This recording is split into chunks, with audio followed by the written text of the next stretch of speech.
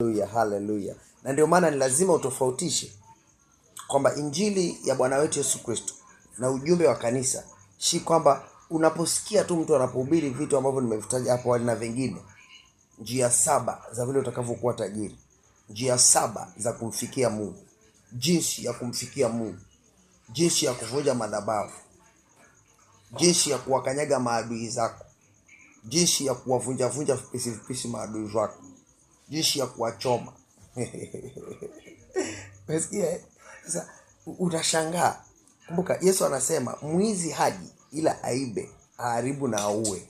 Lakini mimi nimekuja ili muwe na uzima. Tena libo shaka ya laba, muwe nao teletele. Kwa sababu hii nayatoa maisha yangu kwa ajili ya ukombozi wa wanadamu. Oh my God. Sasa unaona Mungu hawezi kuwa mtoa uzima tena mtoa mauti. Yaani Mungu ndo anaua tena Mungu ndo anatoa uzima. Haiwezekani.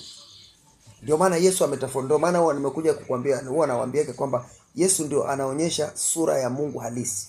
Yesu ndio anaonyesha huyu ni Mungu, Mungu anavyofanya kazi, anavyokaa, anavyotembea, anavyoishi. Tunaona kupitia Mungu. Tunamjua Yesu. Tunapomuona Yesu tunamuelewa Mungu. Kwa sababu gani? Kwa sababu Yesu amekuja tuwe na uzima. Alright? Shetani amekuja kuua.